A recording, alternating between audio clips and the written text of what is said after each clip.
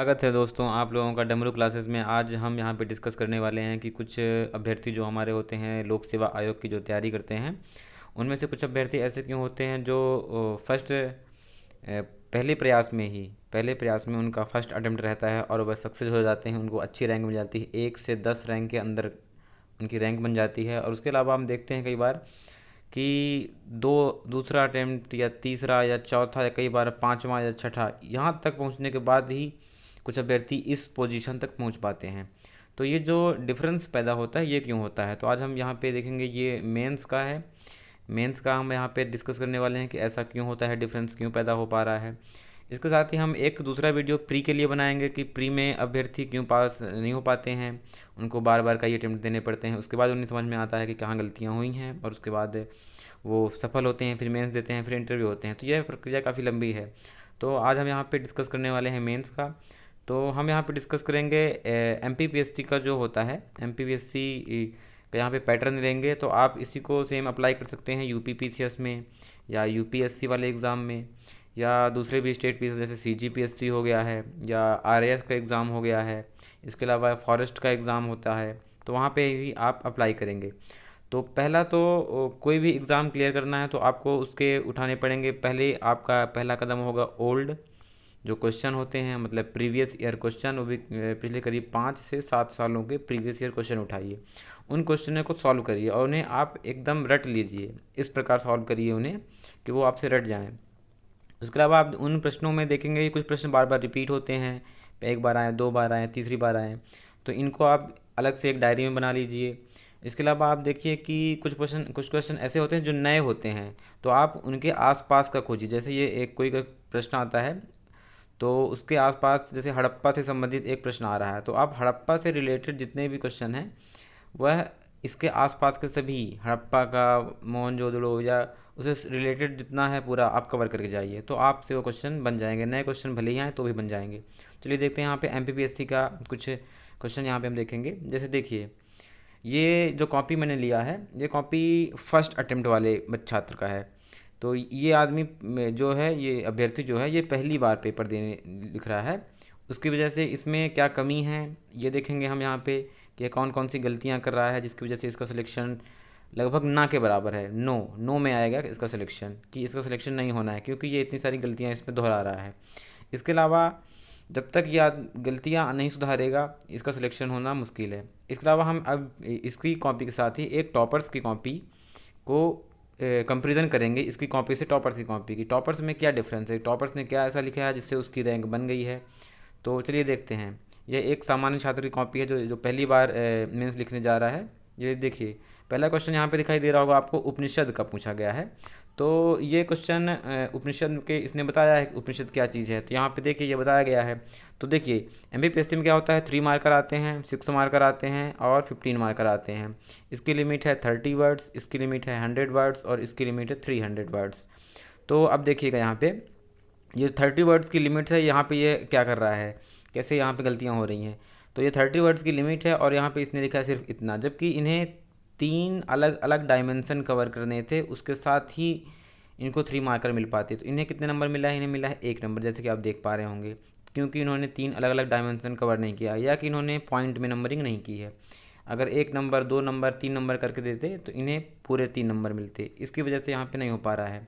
आप इसे जूम करके देख सकते हैं। जैसे देखिए उपनिषद का इन्होंने क्या बताया है, जबकि ये इसको वो 3 फैक्ट में अलग से गिना सकते थे। एक तो परिभाषा दे सकते थे, फिर उसकी संख्या बता सकते थे, उसको एग्जाम्पल उदाहरण बता सकते थे।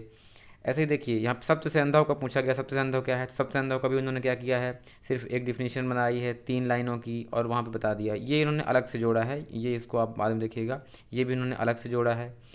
उसके पहले उन्होंने सिर्फ इतना बताया था जिसकी वजह से उन्हें सिर्फ 2 मार्क्स मिले हैं। और अगर वो 1, 2 और 3 नंबर करके 3 अलग अलग पॉइंट कर देते या कुछ फ्लो चार्ट वगैरह बना देते तो इससे उनको 3 नंबर पूरे मिलने वाले थे। मैं अभी टॉपर्स की कॉपी दिखाने वाला हूँ तो आपको उससे क्लियर हो जाएगा कि टॉपर्स कैसे लिखते हैं, क्यों उनको नंबर मिल जाते हैं ज़्यादा। फिर देखिए यहाँ पे देखिए लोथल में भी उन्होंने ऐसे ही किया है, लोथल का भी उन्होंने ऐसे ही किया जिसकी वजह से उन्हें 2 नंबर ही मिले, जबकि वो 3 अलग अलग डायमेंशन कवर करते तो उन्हें पूरे मार्क्स मिल सकते थे। क्योंकि 3 में से 3 मिलते हैं, बच्चों को 3 में से 3 आराम से मिल जाते हैं।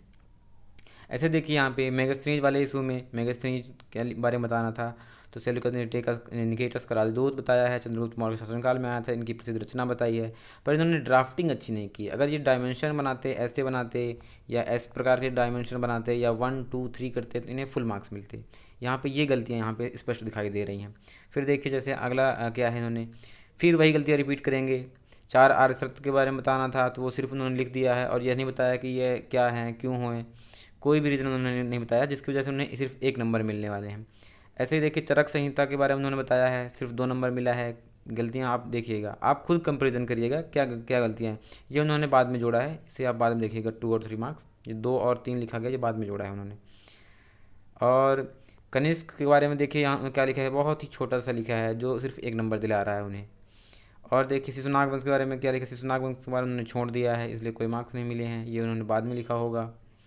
आर्यभट्ट के बारे में क्या लिखा, जिससे उनको 2 नंबर मिल गए, इन्हें 30 वर्ड कंप्लीट किया, इस वजह से इन्हें 2 नंबर दे दिए गए हैं। ऐसे ही देखते हैं, ऐसे देखिए त्रिपक्षी संघर्ष के बारे में उन्होंने यहाँ पे एक मैं बता देता हूँ। अगर ये त्रिपक्षी संघर्ष इन्होंने 1.5 मार्क्स मिले हैं, इसकी वजह इसकी कमी यही है कि अगर ये इसको जैसे यहाँ पे देखिएगा, पढ़िए त्रिपक्षी संघर्ष क्या है। हर्षवर्धन के पश्चात कन्नौज को लेकर उत्तर भारत में पाल वंश कहाँ का था, बंगाल का था, गुर्जर वंश और प्रतिहार वंश। गुर्जर ये प्रतिहार वंश जो था ये और दक्षिण के राष्ट्रकूट वंश के मध्य संघर्ष हुआ। अगर वो क्या करते, इसको एक ऐसे त्रिभुज बनाते, यहाँ पे लिख देते पाल वंश के जो शासक थे उनको, यहाँ प्रतिहार वंश के शासक थे जो उनको, यहाँ पे राष्ट्रकूट वंश के शासक थे जो उनको, और यहाँ पे उसका परिणाम लिख देते लास्ट में, तो उनको 3 नंबर पूरे मिलते। ये नहीं करने की वजह से उन्हें 1.5 मार्क्स ही मिला है। ऐसे ही आप देखिए आगे चल के 1M में क्या गलतियाँ की हैं उन्होंने, सेम गलतियाँ दोहराई हैं। 1O में भी वही गलतियाँ दोहराई है, 1N में भी गलतियाँ दोहराई है। तो इस प्रकार ये गलतियाँ आप स्पष्ट दे सकते हैं। मैं आपको टॉपर से कॉपी देख के बता दूंगा गलतियाँ क्यों हो रही हैं, कैसे इन्होंने गलतियाँ की है। अब देखते हैं अगला क्वेश्चन आता है 6 मार्क का होता है 2019 के लिए, ये मेंस के लिए है, लेकिन 2020 के लिए ये पैटर्न बदल गया है। 2020 में क्या हुआ है, ये 6 नंबर वाला क्वेश्चन जो था ये 2020 में 5 नंबर का हो गया है और वर्ड लिमिट हो गई है 50 शब्द की। अभी 6 नंबर का है और वर्ड लिमिट है 100 शब्दों की। तो अब मैं अभी के हिसाब से बता रहा हूँ, इसको आप एडजस्ट करिएगा 5 वाले में। तो 5 वाले में देखिए यहाँ पे इनको क्या करना था, यहाँ पे उनको को 1 से लेके 6 नंबर तक के पॉइंट देने थे, जिससे उनको पूरे 4 में से या 4 या 4.5 नंबर मिलने वाले थे। पर इन्होंने ऐसा नहीं किया, उन्होंने सोचा कि लिख देता हूँ उसके जैसे ज्ञान दे देता हूँ अपना, और ज्ञान देने की वजह से उन्हें नंबर नहीं मिलेगा, उन्हें मिलेगा सिर्फ 3 नंबर। ज्ञान देने में सिर्फ 2.5 और 3 नंबर ही मिलते हैं। देखिए ऋग्वैदिक काल की जो थी राजनीतिक व्यवस्था वगैरह कुछ बतानी थी तो वो उन्होंने बताया, ऋग्वैदिक काल का समय बताया, फिर कबीलाई प्रकार की व्यवस्था रहती थी, कई समितियाँ होती थी, विद्यत और सभा उनकी समूह थी। अगर ये इन्हें ड्राफ्टिंग इन्होंने कर दी होती इसकी तो बेहतरीन नंबर इनको मिलने वाले थे, पर ड्राफ्टिंग नहीं करने की वजह से इनको नंबर कम गए हैं, 3 नंबर ही मिले हैं।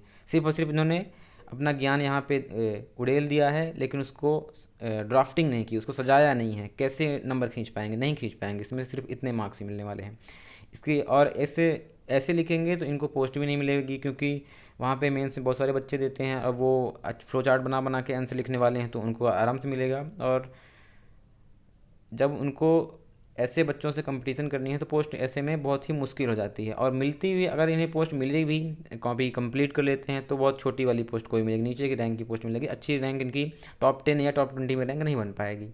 फिर देखिए सिंधु घाटी सभ्यता और वैदिक सभ्यता के काल में ज़्यादा अंतर नहीं है, उन्होंने अंतर पूछा गया था तो अंतर को उन्होंने कैसे बताया है, देखिए ये उन्होंने पॉइंट में कर दिया है, पर पॉइंट में उन्होंने थोड़ी सी गड़बड़ी कर दी होगी। जल्दी देखिए, एक तो इंट्रो दिया थोड़ा सा, पर इन्होंने ये बता दिया काफ़ी अंतर दिखता है दोनों सभ्यता में। ये ऐसी भाषा यूज नहीं करनी रहती है, काफ़ी या कुछ ऐसे शब्द, इन्होंने इंट्रो थोड़ा सा गलत कर दिया है।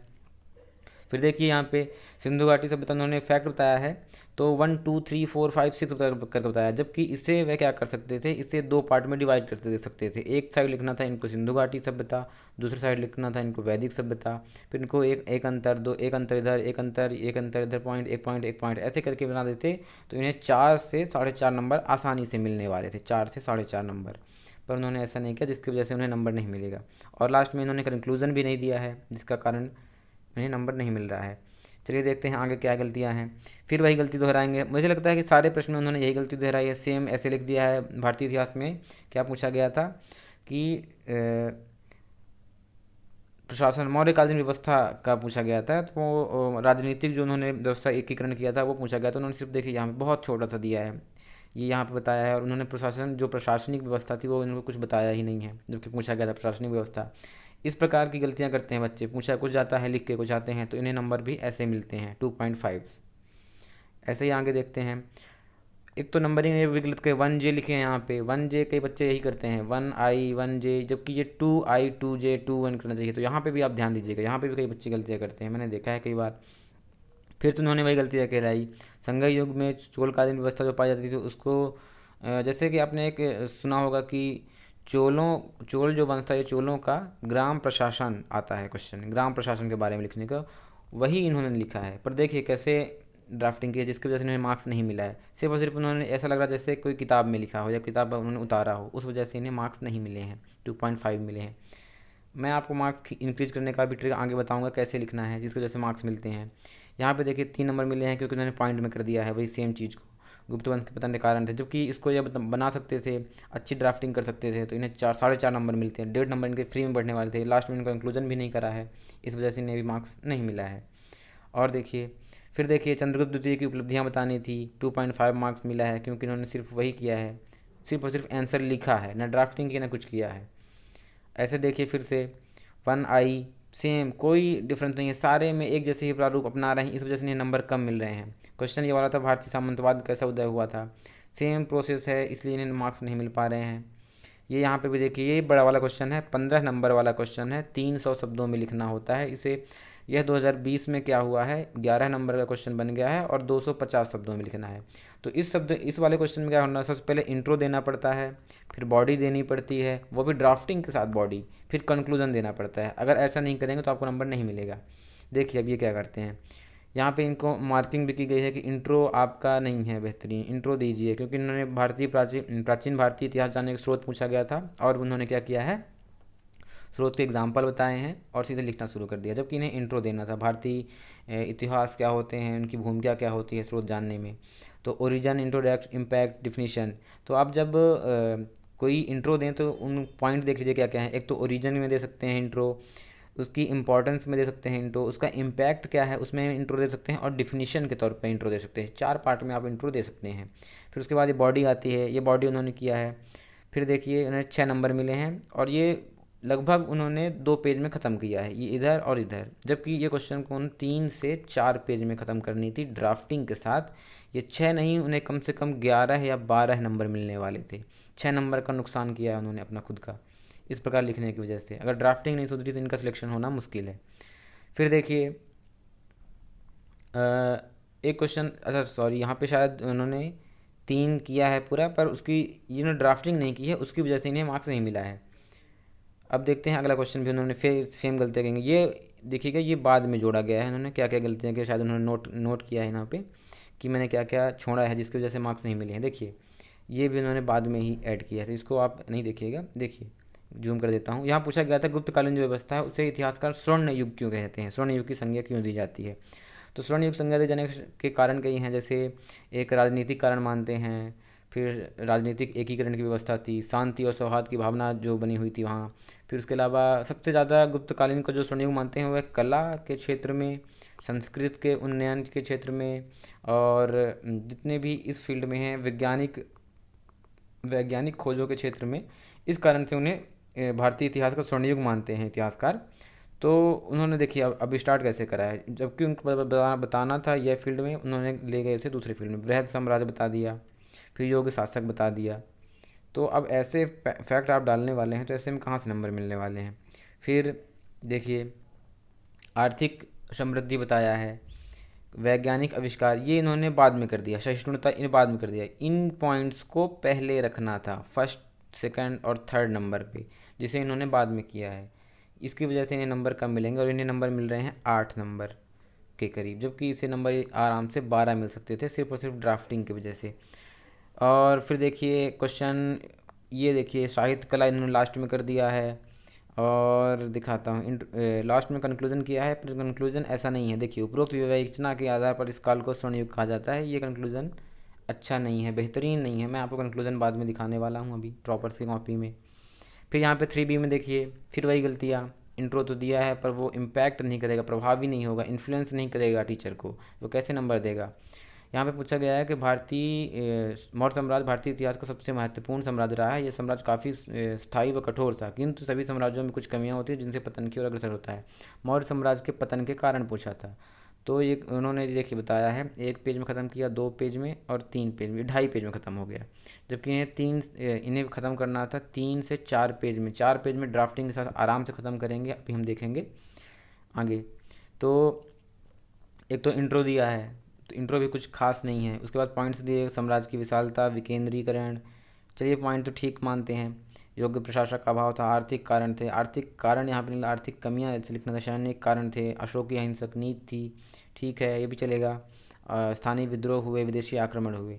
इसी को अगर वो ड्राफ्टिंग कर देते तो ये बेहतरीन नंबर मिलने वाले थे, इन्हें 11 से 12 नंबर मिलने वाले थे, 4 नंबर यहाँ पर बढ़ने वाले थे। तो आप देख रहे होंगे हर प्रश्न में 3 नंबर वाले में 1 नंबर उन्होंने हर प्रश्न में छोड़ा है, 4 नंबर वाले में करीब 1.5 से 2 नंबर छोड़ा है, और इस वाले में करीब 6 से 4, 6 और 4 दोनों नंबर छोड़ा है। तो ऐसे जब आप देखेंगे तो इनके बीच अंतर डिफरेंस होगा, ये मेंस से बाहर हो जाएंगे। मेंस से बाहर मतलब मेंस का इन्हें इंटरव्यू के लिए कॉल नहीं आएगा।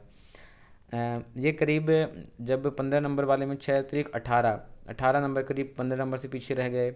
6 नंबर वाले क्वेश्चन हम देखेंगे तो उसमें से कितने नंबर पीछे रह जाएंगे। अगर हर प्रश्न में मान लें कि 3 नंबर का नुकसान, 2.5 नंबर का भी नुकसान हो रहा है, तो 10 क्वेश्चन आते हैं, तो 2.5 नंबर का अगर 10 में करेंगे तो करीब 25 नंबर करीब उनका नुकसान वहाँ पे हो रहा है। और 3 मार्कर 15 क्वेश्चन आते हैं, तो हर एक में भी अगर 1 नंबर का नुकसान माने तो 15 नंबर का नुकसान यहाँ पे हो रहा है। इन तीनों को आप काउंट करिए, अब अपने आप को पता चल जाएगा कि आप परीक्षा से बाहर हैं, आउट हो जाएंगे।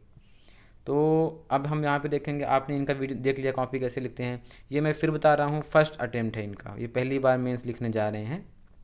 इनमें ये कमियां हैं, अगर ये कमियां सुधारेंगे तो अपने आप इनकी रैंक लगने वाली है। अब हम देखने वाले हैं कि टॉपर्स क्या लिखते हैं, टॉपर्स की रैंक क्यों लगी, टॉपर्स जो हैं हमारे उनकी रैंक क्यों लगी, उन्हें अच्छी पोस्ट क्यों मिली। चलिए देखते हैं उनकी कॉपी में ऐसा क्या है जहाँ उनको अच्छी पोस्ट मिल पा रही है। चलिए आइए देखते हैं। टॉपर्स की कॉपी देखने से पहले हम इनके सुझाव देख लें कि यहाँ पे इनकी क्या क्या कमियाँ हैं। देखिए सुझाव इनके लिए क्या क्या दिए गए थे। 3 मार्कर में 3 पॉइंट्स दें, अवश्य दें, जो कि मैंने आपको बताया। 6 और 15 नंबर वाले का प्रेजेंटेशन सुधारें, ज़्यादा से ज़्यादा पॉइंट देने का कोशिश करें। और अंक जैसे देखिए यहाँ पे लिखा है उसके अंदर कम कंटेंट कम डालें, पॉइंट ज़्यादा डालें, मतलब उनका वही है। आप ड्राफ्टिंग और फॉर्मेटिंग सीखिए, आप ज़्यादा लिखने का प्रयास नहीं करिए, ज़्यादा लिखने से नंबर नहीं मिलते। फिर बता रहा हूँ, ज़्यादा लिखने से नंबर नहीं मिलते, ड्राफ्टिंग चाहिए और फॉर्मेटिंग चाहिए कॉपी में, उससे नंबर मिलते हैं। फिर देखिए रिव्यू में उन्होंने क्या लिखा है, इंट्रो उनका ए था, B+ था, ये छोड़िए, ये आपका काम का नहीं है। आपको मैं दिखाता हूँ मेंस जो टॉपर होते हैं वो कैसे कॉपी लिखते हैं। चलिए आइए शुरू करते हैं। ये रही टॉपर से कॉपी, इनकी रैंक इनकी लगी थी चौथी। इन्होंने SDM का पद छोड़कर DSP का पद लिया था।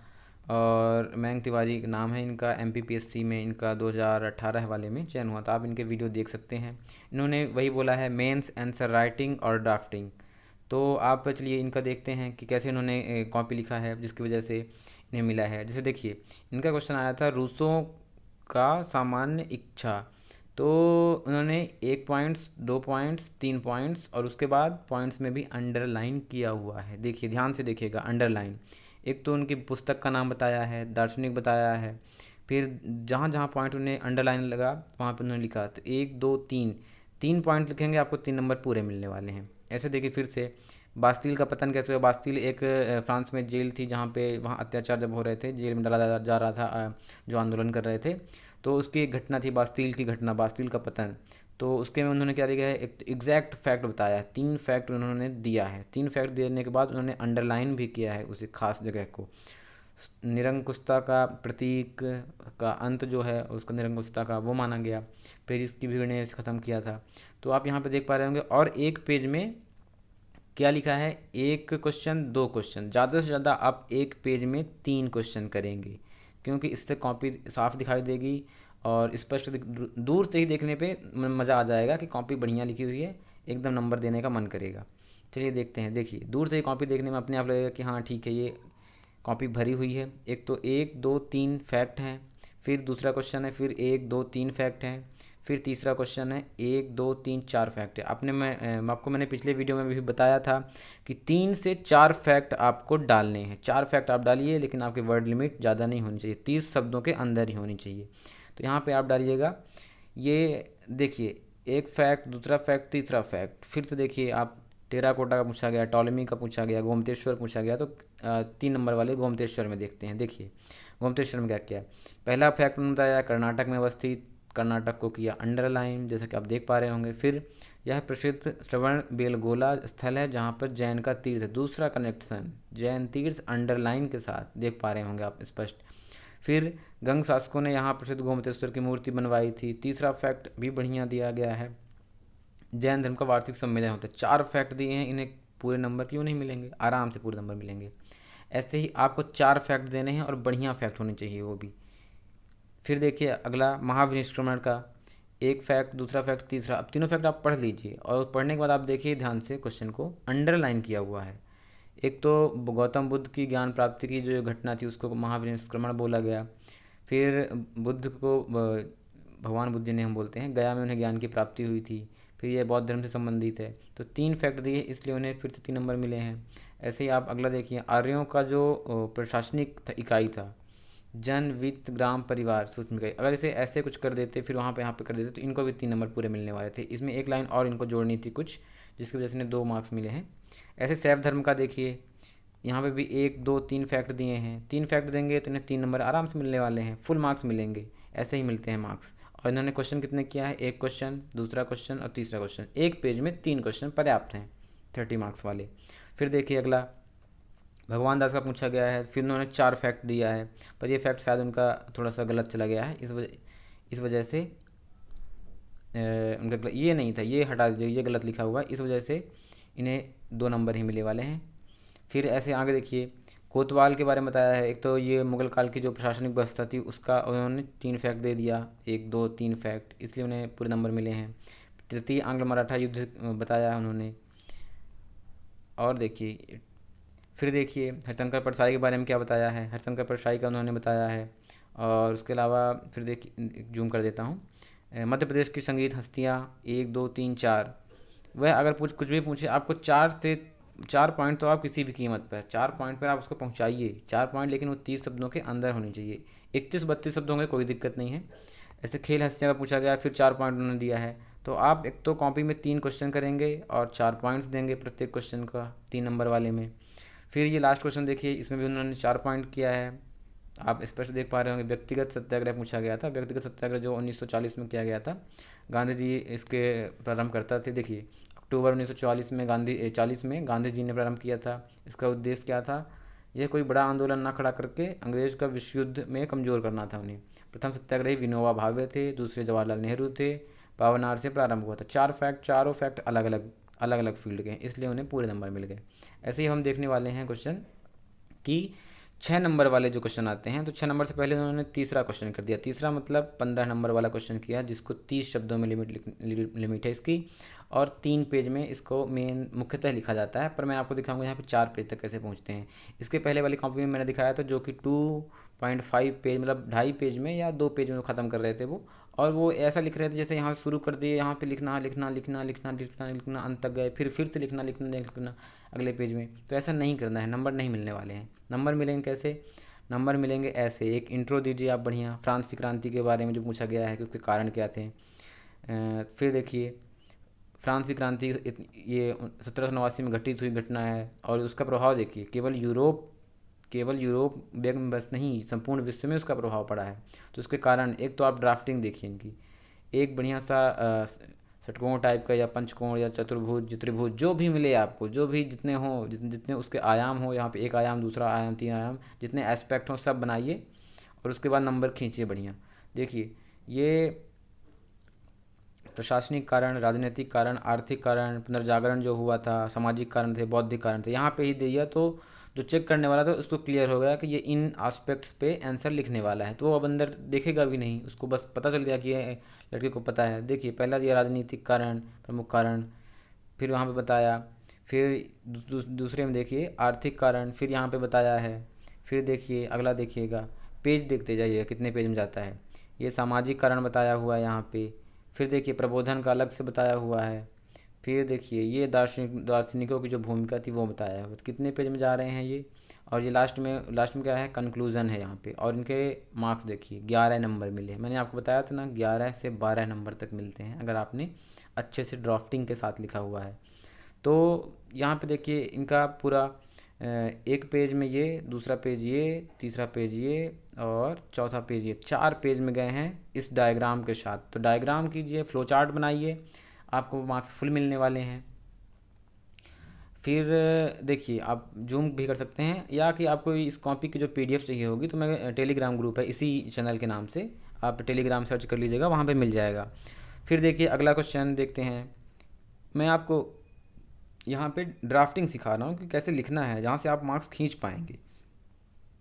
यही सेम चीज़ यूपी पीसीएस का जो एग्ज़ाम देते हैं, तो हमारे जो पुराने टॉपर्स हैं, मैंने आपको पहले भी नाम बता चुका है उनके, विपिन कुमार सिभरे का, उनको उनसे को सुनिएगा, वो भी कहते हैं कि ड्राफ्टिंग करिए, फ्लो चार्ट बनाइए, यहाँ से नंबर मिलेंगे। यूपीएससी के टॉपर का आप नाम सुनिए, सृष्टि देशमुख जी का है, या कि और भी टॉपर जो हमारे हैं, उनके वीडियो देखिए, सुनिए, उनके लेक्चर ध्यान से सुनिएगा, तो वो भी बताएंगे फ्लो चार्ट बनाइए, डायग्राम बनाइए, वहाँ से नंबर मिलने वाले हैं। ऐसे ही देखिए दार्शनिकों की भूमिका, ये मैं आपको दिखा चुका हूँ, 11 नंबर इनको मिल चुके हैं। अब देखिए अकबर, यहाँ पे अकबर का जो महान बताया गया, अकबर महान क्यों था, तो इसके उन्होंने कारण बताए हैं अकबर महान के। कारण ये पढ़ेंगे आप कि डायरेक्ट आप ये देखेंगे, देखिए कॉपी अगर दूर से देखेंगे तो सीधे यही देखने वाले हैं आप, गोला एक दिख रहा है दूर से ही, अकबर राष्ट्रीय सम्राट। अनुवाद विभाग के कारण साम्राज्य निर्माण किया उसने, उन्नत प्रशासन किया, राजपूतों के प्रति जो नीति थी, उदार धार्मिक नीति थी, राजस्व की नई व्यवस्था लाई, हिंदी का स्वर्ण युग कहा गया। और अनुवाद विभाग मैंने बताया, इतने एस्पेक्ट उन्होंने पहले ही दिखा दिए। इंट्रो दिया ऊपर और थोड़ा सा इंट्रो को बड़ा किया और सीधा बता दिया कि इन इन कारणों से हम उसे महान बोलने वाले हैं, और इसी को उन्होंने बताया होगा। यहाँ पे 1 नंबर 2 नंबर 3 नंबर नंबरिंग किया और उसी को बता दिया। देखिए फिर देखिए चौथे नंबर पे आइए, आप फिर देख पा रहे हैं, फिर से उन्होंने फ्लो चार्ट बनाया है। एक पंचकोण वैसे बनाना है, वहाँ पे चारों आयाम लिखने हैं, पांचों, दीन इलाही की वजह से, इबादत खाना की वजह से, सर उल कुलह की जो नीति थी उसकी वजह से, जजिया जो समाज था उसकी वजह से, और ये नियामत खुदाई जो वहाँ पे उसकी नीति थी अकबर की, और उसको भी पॉइंट्स में डालना है। यहाँ पे आप पॉइंट्स देख पा रहे हो, चाहे तो आप जूम कर लीजिए इसको, देखिए जूम करके आप पीडीएफ ले लीजिएगा, उसको आराम से देखिएगा इसमें क्या ऐसा लिख दिया है कि इनको नंबर मिले हैं। फिर देखिए फिर पॉइंट्स में, और इन्हें नंबर देखिए, 11 नंबर। इसके पहले आप कितने नंबर देख रहे थे, 6 नंबर, 7 नंबर, 8 नंबर। ये टॉपर्स की कॉपी है, टॉपर्स के कारण है यह, टॉपर्स का कारण है क्या, ये कॉपी। आप पेज भी देख सकते हैं, एक पेज में गया है, दूसरे पेज में नंबरिंग की है, और स्पेस देखिए, एक पॉइंट्स लिखा है, उसके बाद इन्होंने एक लाइन छोड़ा है, उसके बाद ये अगला वाला पॉइंट्स लिखा है, फिर छोड़ा है, फिर लिखा है, फिर छोड़ा है, फिर लिखा है। तो कॉपी दूर से इसमें भरी हुई नज़र भी आती है, नंबरिंग की हुई भी नज़र आ रही है, और समानतः समझ में आ रहा है। ये देखिए फ्लो चार्ट से ही समझ में आ गया आपको, आगे चेक करने की जरूरत नहीं, आपको फुल नंबर ऐसे ही मिलने वाले हैं। फिर नंबरिंग किया है और लास्ट में कंक्लूजन डाल दिया है। यहाँ पे देखिए फिर से क्वेश्चन अगला, मध्य प्रदेश की पर्यटन नीति पूछी गई थी, तो पर्यटन नीति के उन्होंने एक फिर से फ्लो चार्ट बनाया। फ्लो चार्ट बनाइए, मैंने आपको फिर बताया ना, त्रिभुज बनाइए, चतुर्भुज बनाइए, पंचभुज बनाइए, षटभुज बनाइए, अष्टकोण, जो भी बने आपसे, बस फ्लो चार्ट और डायग्राम बनाइए बनाइए। कोई भी एग्ज़ाम हो, ये पेपर आप हिस्ट्री का है, आप हिस्ट्री में भी जब ऐसे बना सकते हैं, जियोग्राफी जैसे क्वेश्चन तो हैं ही, उसमें बिना बिना डायग्राम का काम चलेगा ही नहीं। तो आप साइंस में हो, इकोनॉमी में हो, पॉलिटी हो, कुछ भी हो, डायग्राम बना के ही आंसर लिखिए, आपको नंबर वहीं से खींचने वाले हैं। यहाँ मध्य प्रदेश की पर्यटन नीति भी देखिए, एक पेज, दूसरा पेज, तीसरा पेज, चौथा पेज, चौथे पेज को भी ध्यान से देखिए, एक बड़ा सा गोला, उसके बाद चारों तरफ उसको लिख दिया है। और दूसरा आप देखिएगा, हेडिंग उन्होंने डाला है, उसके बाद यहाँ पे बीच में स्पेस डाल के लिखते हैं, अंडरलाइन करते हैं।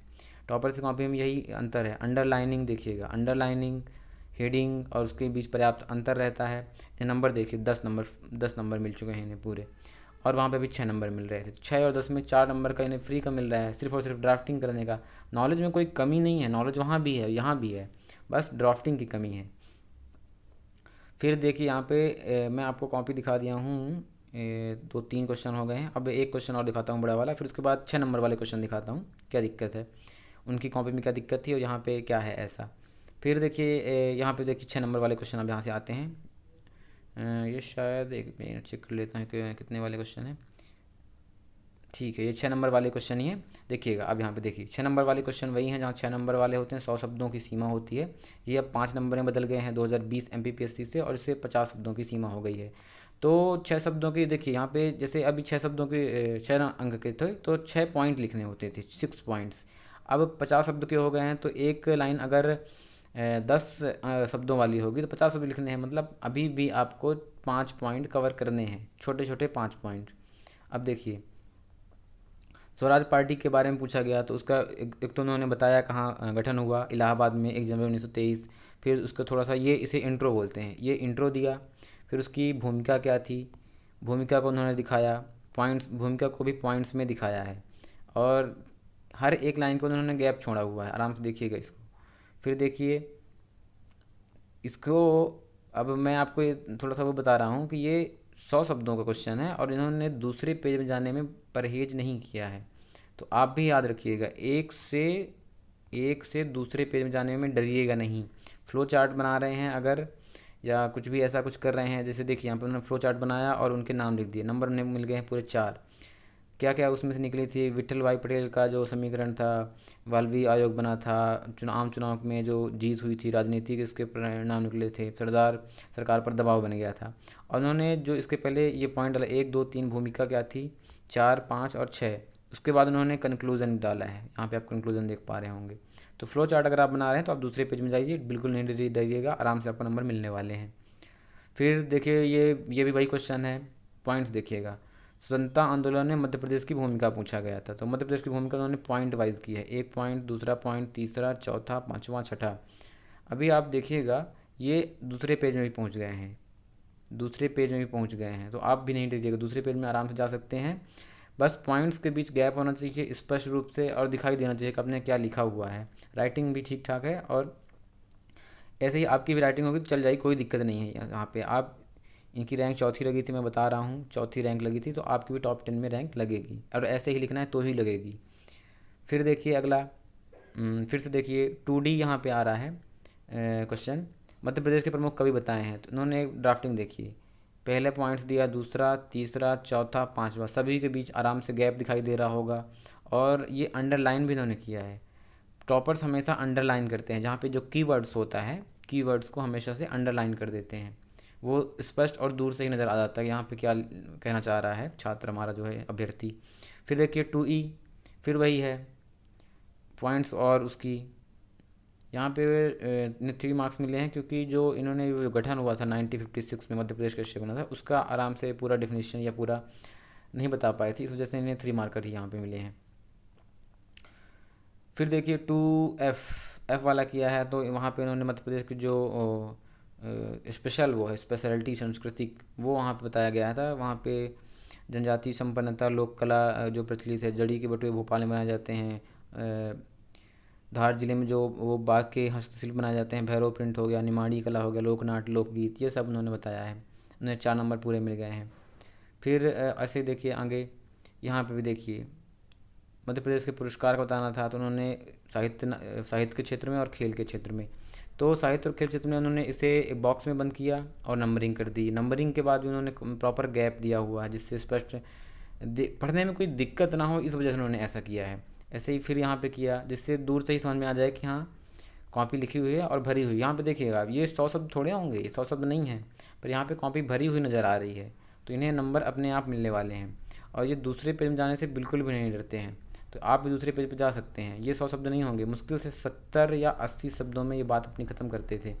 70 या 80, मैक्सिमम 80 तक जाते थे ये, और 70 शब्दों में भी कई बार ख़त्म किया है, और नंबर उन्हें पूरे मिले हैं, 4 नंबर, सिर्फ और सिर्फ ड्राफ्टिंग की वजह से। ऐसे धन का बहिर्गमन जो सिद्धांत आया था, इतिहास में क्वेश्चन कई बार आता है, तो ये क्वेश्चन को देखिएगा। एक इंट्रो दिया है, फिर ये दिया है बॉडी, तो बॉडी को भी देखिए उन्होंने क्या किया है, बॉडी को उन्होंने एक हिस्से में बांटा है, दूसरे हिस्से में बांटा है, तीसरे हिस्से में बांटा है, और फिर ये लास्ट में जो कंक्लूजन कर देते हैं, ये बेहतरीन करता है, और इसकी वजह से उन्हें नंबर मिलते हैं। देखिए डायग्राम बना दिया है, और लास्ट में हानि क्या है, उसके सारे एस्पेक्ट कवर किया, उसकी भूमिका उसमें क्या था, जो इंट्रो के बाद जो मटेरियल कंटेंट था, जो इसे बॉडी बोलते हैं, यहाँ पर उन्होंने क्या कैसे ले जाते थे वो किया है, और उससे भारत को क्या नुकसान हुआ है ये दिखाया गया है, और उसके बाद कंक्लूजन करके इसे ख़त्म कर दिया। और ये यहाँ पे फ्लो चार्ट बना दिया, तो अपने आप नंबर मिलने वाले हैं, तो ऐसे ही मिलेंगे 4। अभी वहाँ पे इसके पहले जो मैंने कॉपी दिखाई थी, वहाँ पे 2.5 मार्क्स मिल रहे थे, तो कारण उसका यही है, ज़्यादा नंबर मिलने का कारण यही है। फिर देखिए ब्रह्म समाज और उसकी योगदान क्या था, तो सीधा किया, ब्रह्म समाज के बारे में बताया, कब इसकी स्थापना हुई और लिखना शुरू कर दिया।